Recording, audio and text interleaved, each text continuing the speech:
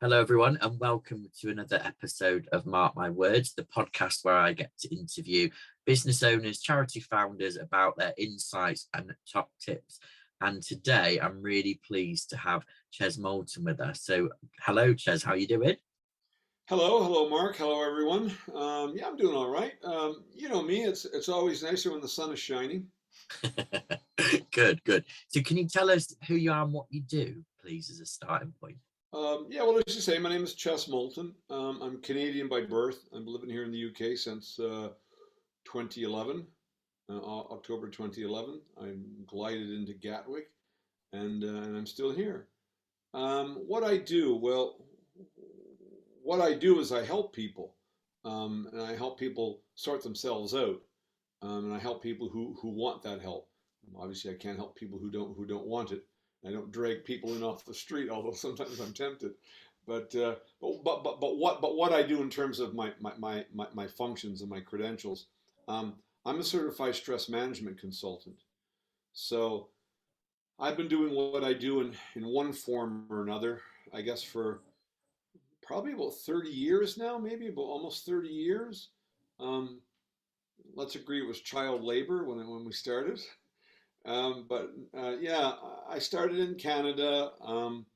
Then I emigrated to another part of the world. Then I left there and I came here in the UK. I've been in Africa.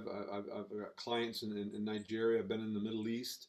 Been all over the West Indies, eastern part of Eastern Canada, where I was born and raised. And I've been the width and the breadth of the UK in the 10.5 years I've been living here. Um, my background is psychotherapy. I'm also a 3 times certified hypnotherapist as well. Um, but I guess my highest calling, my highest certification, you could say in that regard, then would be, as I say, I'm a certified stress management consultant. The reason I got into that is because over the years, even going back to when I was a volunteer probation as a teenager, I was 18 or 19, all through the years that I've been counseling people, which is what they called it way back in the day, um, you know, everything people were telling me, it always seemed to come down to stress. Stress always seemed to be in the equation somewhere.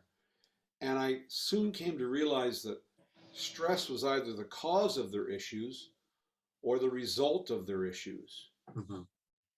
So I thought maybe I better double down on this stress thing and find out a little bit more about it, because that could be, as I have 3 services which I offer: coaching, training, and consultancy, which is a bigger picture.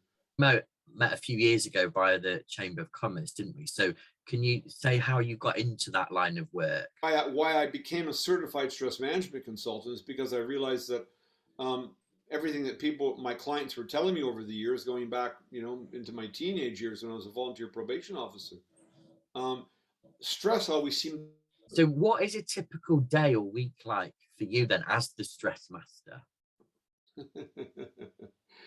um, well, I always say I work for my clients, right? Which I do, but obviously I'm a sole entrepreneur. So in the other respect, in the traditional way, I work for myself, as it were.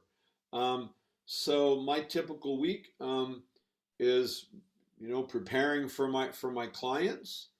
I sit and I look at their files. I prepare for them. I think about the last conversation we had, which would have been a couple of days or a week ago, or some cases maybe a couple of weeks ago. Do a little bit of research. I always prepare an agenda. Oftentimes that agenda never gets exercised, because when I ask them, how they're going or how's the week been, it starts something and things start clicking in my head, and I just start, outputting, and the agenda just never Mhm. happens. So that'll be the agenda for the next meeting. Sometimes they know, and sometimes they don't know, and that's all right either way. I spend a good deal of my time networking. I get my business from I get my clients come to me, or I find my clients through networking referrals. Um, so that's an important part of what I'm doing. And the rest of the time, I'm thinking about how I can do the first two better, Mhm. be more Great. effective. Okay. And which which of the things do you like doing best apart from the client work? So I'm sure that's top of your list. It is. It is. The thing I like best doing more than the client work would just be more client work, but I'm having fun. Um, I, I, I, I like the networking, because I like getting out. So there's a couple of things.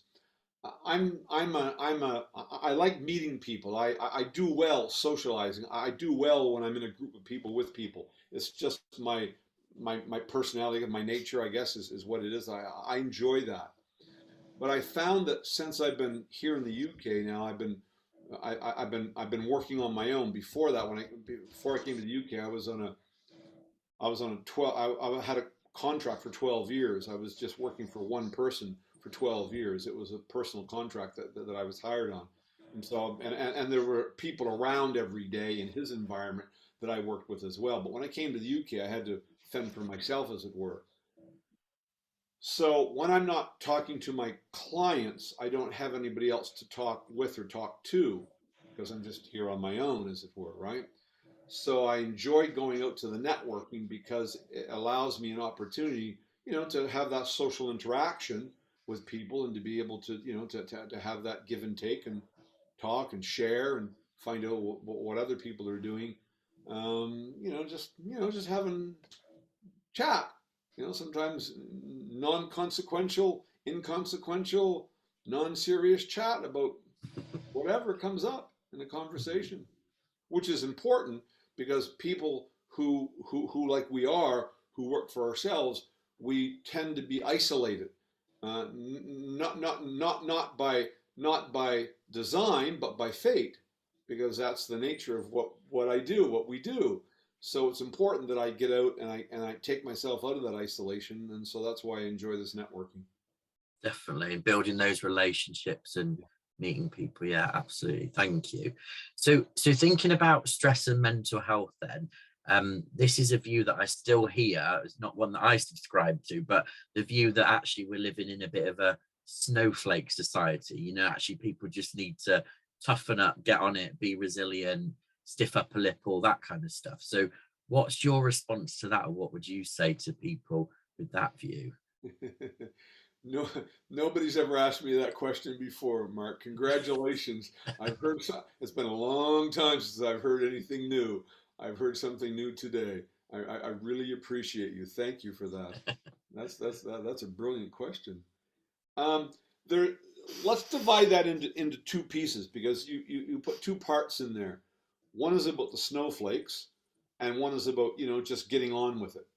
Okay, so the just getting on with it. So let's start with it. No, let's start with the snowflakes. So this whole business of snowflake, although that terminology has a very deep and sinister connotation to it, going back into the 1800s, you might know. But in the current arena where we are in this modern society, snowflake is a term I believe that is attributed to millennials. Uh, their upbringing, so the parenting that they received, just like all of us, the parenting we received is responsible for a lot of who we are when we turn out, we go out the door into the world on our own at 18, 21, 25 years old, whenever we become independent and we live and work for ourselves, such as it were. So that has a lot to do with parenting, but notwithstanding that, though, in terms of that generation themselves, um, yeah, I understand how they got there and why they are seen as people who have expectations and who are more self-absorbed and who think that the world may revolve around them, and that therefore then they haven't acquired that skill, that outer armor, as it were, to know how to deal with different situations and different things and different people. So I get that, but let's not be mistaken and bring that into that other part of what you said there about just get on with it, because that's something that goes back generation over generation past generation. all the way back long before snowflakes ever came along. Yeah. So yes, I think that probably the the the concept of just get on with it is probably the advice people would want to give snowflakes, whereas that's not something that is part of their nature. It would, because those two things are diametrically opposed to each other in my understanding of it, in my mind, as I understand what snowflakes are. Snowflakes are people who can't get on with it, and so the advice that others might give them is get on with it. So and that's something, the advice that we've been given generations, as I say, going into the past. Does that make sense? Mm-hmm.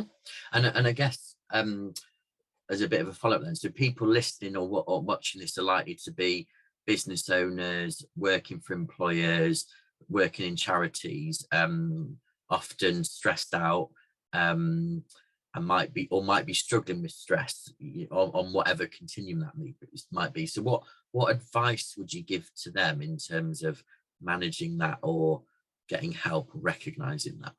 I appreciate that. You wouldn't know, but just on the way to answer it, starting to answer that question, let me tell you that I go out of my way to not give my clients advice. Mm-hmm.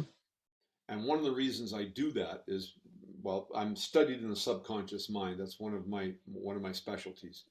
Um, why I go out of my way not to give my clients advice is because I already know that they've gotten a lot of advice in their life, and most of them will tell you that most of it was bad. Mm-hmm. And so if they, in their subconscious mind, they're going to think, oh, tomorrow I have to go see my man Ches, get some more advice. The wall goes up. How can we get the good work done between us if there's a wall there? But I take your question. I know what you're asking, but I'm just saying, so people, I don't want people to get, because some people will hear me outside of here saying, and then they say, oh, but hang on a minute, I saw you with that guy Mark Smith, and now you're giving people advice. So no, I don't. But to answer the question though, to share some information, what I would tell people, business owners and executives and managers and the like.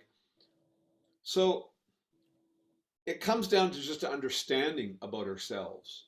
A couple of things. First of all, there are only three things we do. We think, we feel, and we behave. And that's it. That's what makes up a human being, period. Mm-hmm. Now, behavior can be subdivided into actions and reactions, but that's it. But now, as we're humans, and then planet Earth is our native planet, and here's where we live, there are only three things that are happening on planet Earth. There are people, there are places, and there are things. Or like some of my Canadian friends will say, stuff. All right? So there are people, places, so it's how we think, feel, and behave in relation to those people, places, and things that dictate the quality of our life, that dictate the level of our stress. So once we have that knowledge now, and we can look at ourselves and our environment and the people, places, and things around us, that helps, that gives us a different picture of how then we can interact with those people, places, and things in a way that can help us be able to manage and control our stress levels, among a lot of other things. The number one tip that I'm always asked for, people that will ask me, is they say, look, just figure out what you can control and what you can't control, and then just concentrate on what you can control, obviously. And I think from my earlier explanation just now, I think it's pretty obvious that what the answer to that is. Yeah. So there's stuff we can control, stuff we can influence, and there's stuff that we can't do anything about, I suppose. Yeah. Yeah, that's correct. Which is just ourselves. I don't have any control over anybody else. Might be able to influence you, but I can't control you. So the only person I can control is myself, and the only thing about me is how I think, feel, and behave. So I want to modify or make some changes in how I think, feel, and behave, so it'll affect my stress levels and downward. So yeah, it's just how it works. I have business people coming into me on a regular basis saying, "Look, you sort me out because I'm at the top, then it'll trickle down." and this happens to be true. So if we fix at the top level, then that trickle down theory happens. We have to look after the people that are looking after us. Mm. And to a person, the executives, the MDs, the CEOs, the presidents, whoever they all are, over the years that I've been doing this around the world, they will tell me to a T, not one of them, not even 99.9%, 100% of them have said that they owe their success to the people around them. They couldn't have done it without other people. Mm-hmm. And so you have to look after the people who are looking after you. Yeah, that makes sense. And one of the best ways to do that is to look after yourself first. But in doing so, then let's also look after the people who are around you. And we can do that in a direct way, not indirect, if you choose to do so. Mm-hmm. Does that make sense? Yeah. So thinking about personally, then, if I may, so how do you personally cope with the stresses and pressures, particularly of running your own business and juggling all the different hats that you have? Yeah. No, that's a fair question. So there are 4 triggers to negative stress, because there is positive stress, but what we're talking about is the negative stress. Yeah. Yeah. So there are only 4 triggers to negative stress: um, time, anticipation, situation, and encounter. Those are the 4. Those are the 4 triggers for all your unwanted stress, people. Mm-hmm. So I've spent a lot of time getting to where I am today. I'm not an overnight success by any stretch of the imagination, but I was taught as a child to whatever I'm preaching, practice it, right? And that's what I do now. I suffer sometimes from a bit of frustration. Sometimes I can get frustrated, and sometimes I find sometimes I get anxious. I get anxiety. But I don't find that I suffer from any undue any elevated levels of stress. My stress levels are fairly. I tell my wife, well, my wife will tell you I'm low maintenance. Right, I'm really low maintenance. I'm good. Once I wake up in the morning and I'm breathing, I'm good. My stress levels are not measurable, but I do get frustrated sometimes, and sometimes I get a bit anxious, which is different than stress. Mm-hmm. But my stress levels, Mm-hmm. wow. So can you go through those 4 triggers again and just tell us a little bit about those? Is that okay? Yeah, sure, of course. So time is the first one. Briefly, then, time is not immovable, right? I mean, I don't know, but you're a human. I've met you personally. I believe you're going to identify as a human being, correct? Yeah, you're not an alien, right? You're not from another planet. Depends what day you ask me. Well, some people might have the same opinion of myself too, but never mind who they are. But we know who we are, Mark. So it's we all get 24 hours. We all have 24 hours in a day. It's not how we manage our time, it's how we manage ourselves in the time we have. Mm. We can't manage the time. It's how people. We've bought into this vision that we're actually trying to manage our time. Mm-hmm. But what we're doing is we're managing ourselves within that time we allot, Mm-hmm. and how we divvy up that time. If you don't have that going in the right direction, your stress levels are on their way up, right? Anticipation. A lot of people, listen, people who suffer from anticipatory stress, failure at best and unmitigated disasters at worst. Mm. And everything they anticipate is just negative. I've met people, I know people, I've had clients who everything positive, I'll wait and what do they say? I'll believe it when I see it. Mm. But everything negative is already happening, right? So they're engulfed in fear, which is part of anticipatory stress. They anticipate the future, and they're frightened of it, which then brings Mm. their stress levels up. Situation, the trigger of situation. Again, listen, anticipation, situation, and counter are all three cousins, all closely connected to each other. You usually have one with one of the others, if not both of the others. Mm. Time is kind of off on its own, a little bit different, although it is connected to the other three, but these other three are intimately connected to each other. So I have a situation that I'm going to be in later today, um, and I'm anticipating that situation, and I'm thinking about how that situation is going to turn out, and I'm wondering if I speak out, I may humiliate myself, I may embarrass myself. So maybe I'm going to get stressed out thinking about that situation. I'm going to be stressed. My stress levels are going to start to rise because I'm anticipating the situation. See, there's that double whammy that I'm going to be in where I don't want to look stupid. I don't want to feel foolish. I don't want to embarrass myself. So how am I going to get out of this? All right. Mm. Encounter is sometimes more about people. I'm going to Mm. encounter people that I don't like, or I'm going to encounter people that may not like me. So how am I going to deal with that? See, the answer Mm. to all those questions then go back to the how I think, feel, and behave in relation to people, places, and things. So I can't change those people. I can't. And I've tried, but I can't. So you know what I'm going to do? I'm going to change myself so I have a different experience, better. I'm going to have a different experience coming out of that meeting with that person Mm. who may not like me and may want to try to embarrass me or humiliate me by calling on me or not calling on me, or Yeah. whatever the whole meeting arrangement might happen to be, right? So what I'm going to do is I have to learn how to change my own thoughts, feelings, and behaviors. And quite frankly, that's when you ask me at the top what I do. That's what I do with people. I show Mm. them how to get that done.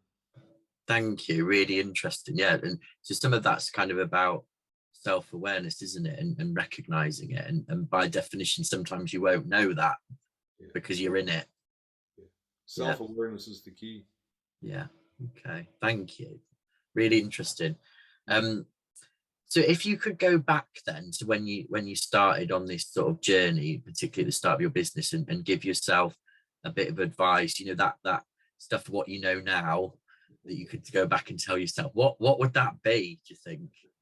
Where I came from and what I started with and where I am today and what I've experienced in my probably adult life, I've I don't mean anything by this. I mean, don't take this the wrong way, people.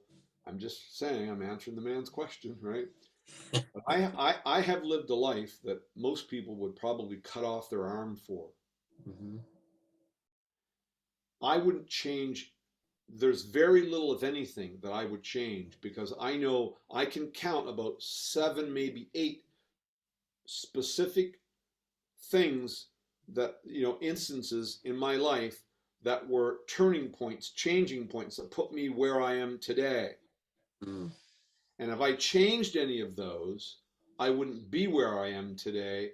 And where I am today, I if I wasn't here, I would be someplace probably lesser. If Mhm. that, I know that makes maybe sound bad. I don't mean it that way, but I think you know what I mean. I wouldn't have had as amazing life as I have had. I would have been doing something else. I would have had some other kind of life which wasn't as amazing as it is. So I wouldn't change anything because I wouldn't, that would have changed my trajectory and I wouldn't be where I am today. And I've loved my life.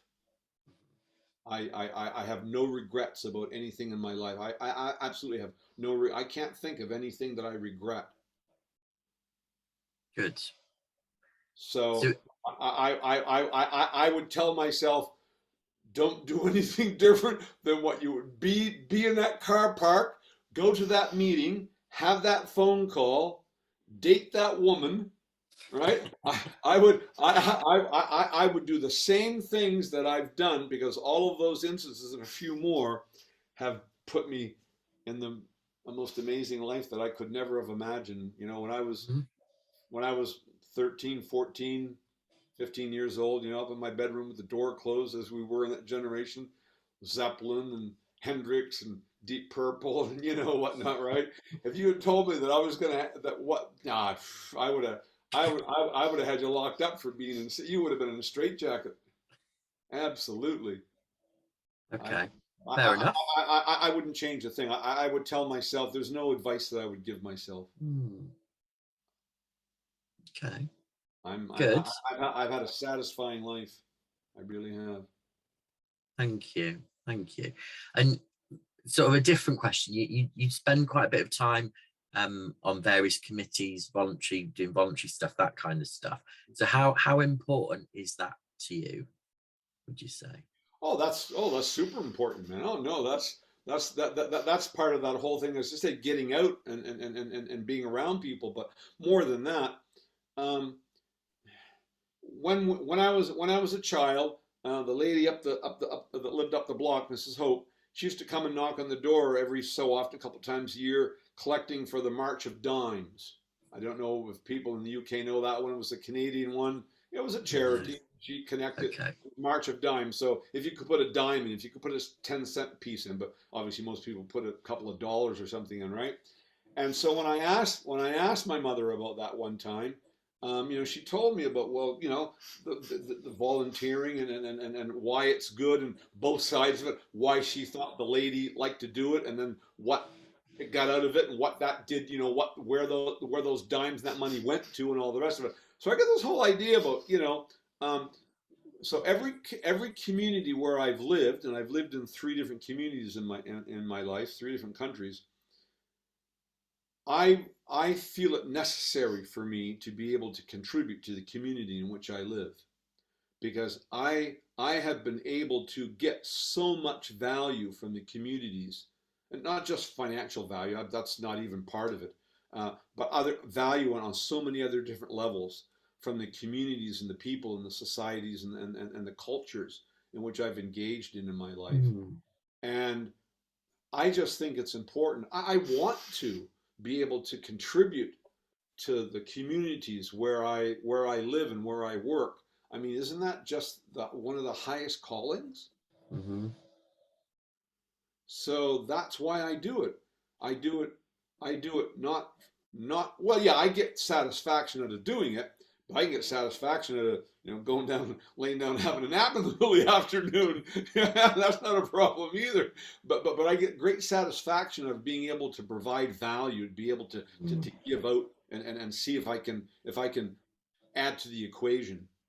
Hmm. And one of the ways that I can do that is to volunteer my time and my services and my knowledge, my experience, my acumen, whatever all is that I can bring to the table. Hmm. What anybody asks of me, if I have it, I can provide it, and I get a great deal of pleasure out of that.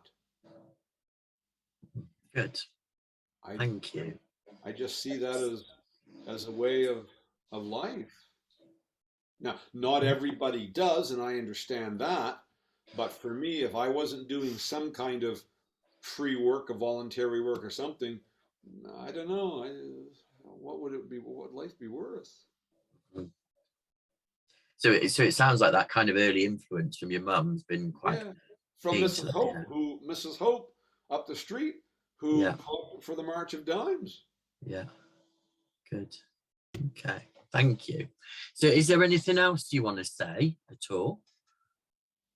Lord, I think I've said enough. No, I don't. I don't think so. I'm grateful for the opportunity to come on and have a chat, and hope people who are Thank you. listening to this would have gotten some value. Um, Definitely. yeah, that's pretty much it. I think a shameless plug for a book that I wrote a couple of years ago, back in 2015. Yeah. Um, when I wrote this book back in 2014, I finished in 2015. When it got uploaded to the internet, on Amazon worldwide, it became an international bestseller in less than a week.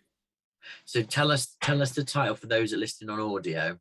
Choice and Change. how to have a healthy relationship with ourselves and others. Mm-hmm. And then just as the pandemic, just as we were coming into the first lockdown back in 2020, seems like a long time ago now, I wrote this book, Yeah. How to Get Control of Your Stress. Yeah. And that's also available. So I never thought that I would be, get to the point in my life where I would, I've read a lot, and that's only a small bit there, but I'm a voracious reader. I love to Mm-hmm. read. I never thought that I'd turn it around the other way and be able to produce something, but I've produced two, so I'm quite happy with that. I feel chuffed about myself, to be honest with Excellent. you. Excellent. Thank you. Yeah. And is there anything you want to ask me at all? I always ask How this long of have my we got? guests. How long have we got, Mark? I got a million questions for you, my friend. Okay. Now let me ask one question, though, serious question. So, in the next, say, 2 to 3 weeks, yeah, what would be your biggest challenge? What's your biggest challenge? Oh, that's a good question.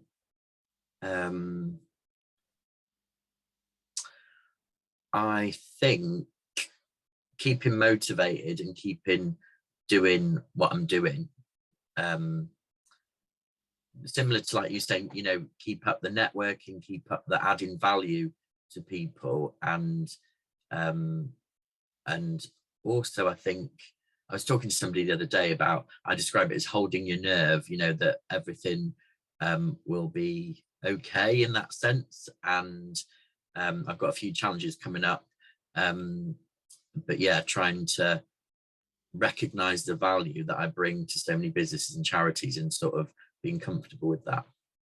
Well, from what I know of you, you operate at a pretty high level, so I can only wish you well. But when you talk about motivation, I Mm, have a whole thing about. In fact, motivation is one of the four areas in which stress resides. mm, Um, I find that I find a lot of people are concentrating on the negative they don't want, as opposed to the positive they do want. mm, When we concentrate on getting away from the negative we don't want, the farther we get away from it, our motivation to keep going starts to deplete. mm, Because hey, now I'm far enough away from that now. I don't feel the heat anymore. I'm good. I don't have to keep going for a while. I'll stop here now, right?